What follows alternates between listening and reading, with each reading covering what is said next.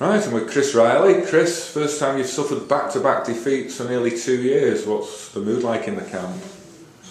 I think early doors it was pretty down, pretty low, and I think we're just struggling with how the way we've been playing for the last few weeks. But since the start of the season, I don't think we've really been on top of our game. But to be getting the results when you're not playing well is obviously a good thing. But to go to Hull KR and get turned over the way we did, I know we've got people missing and key personnel like Braze and Adrian Morley. Monaghan was missing against Hull KR, but we had both Monitors back for the Settlers game, and it was just disappointed with the performance that we've been giving off, and we don't want to give off that.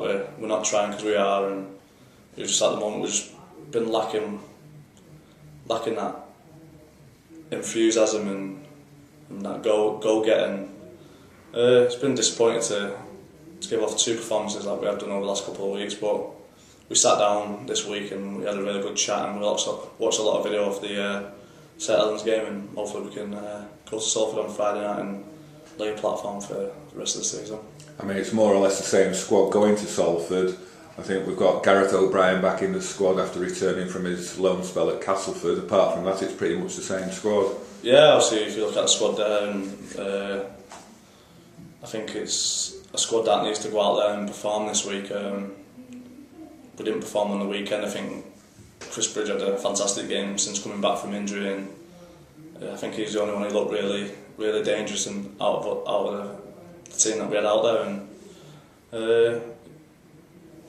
like I said before, it's just been a bit frustrating, but we sat down now and we've had a good chat, and we're not taking Salford for granted because they're a team that's been working hard and fighting hard on and off the field to start getting where they want to be at the moment, and to go to Wakefield on the weekend and get a result against a team that's been probably one of the top performers early doors this season. And I think it's a great result for Salford, and they'll get a lot of confidence from that, and we know we've got to go there on Friday night and pick our game up, and like I said before, if we can lay that platform and get the performance right, the result will come on the back of it. I mean, watching the Saints game, it looked as though Warrington were slow out the blocks and just completely got blown away. I mean, but Saints regularly do that, so you must have been expecting it. Yeah, we obviously expect Settlers to start well, and they have done over many years, and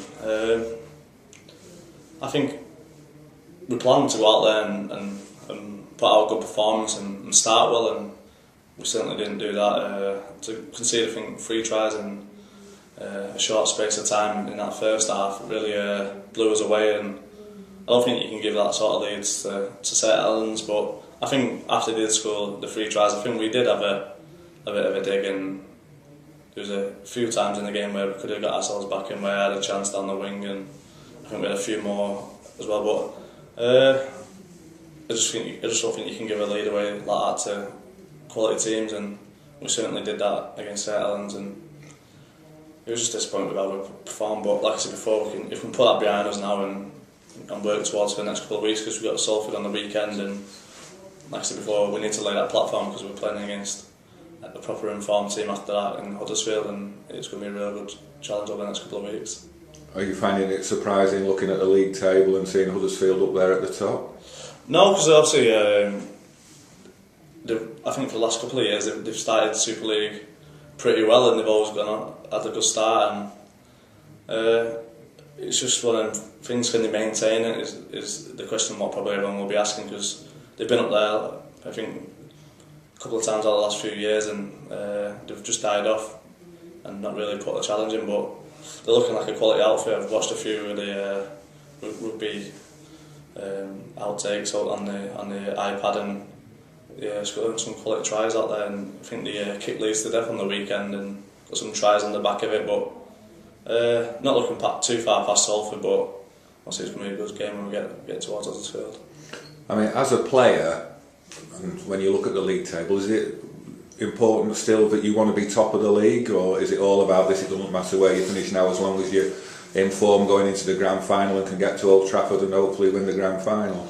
No, also we've based ourselves on consistency over the last couple of years, and ever since Tony's been here, he's been one for wanting to be winning this league competition, and the players will take care of itself having the back of that. And we're no different. We want to go out there and we want to perform well week in, week out, and that's why it's been disappointing with the start of the season that we've had really not hit the straps. But like I said, there's a long way to go yet, and back-to-back defeats. Obviously, it's disappointing, but we're gonna keep working hard. We're a team that learn from our mistakes, and we're gonna look forward to playing over the next 4 or 5 weeks and hopefully getting the results that we want. Has it been a massive blow losing the likes of Lee Breers and Adrian Morley, who are probably going to be out for weeks, if not months?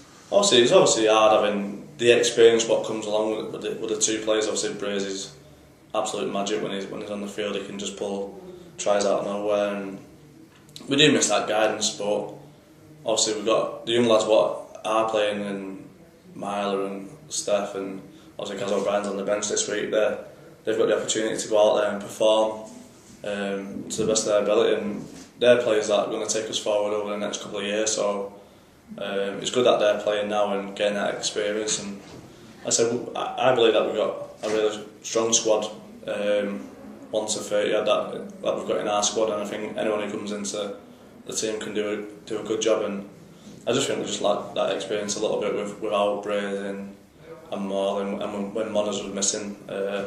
But when you still look at the players that we've got, we've still got some quality players in the team. So it's obviously disappointing as well to get the losses without them. You're nearly a veteran yourself now. I'm getting there. 25 now, but still got a few years ahead of me before I reach 40 and stuff like Brazy and Moz. Okay, Chris, thanks for your time. Cheers, thank you.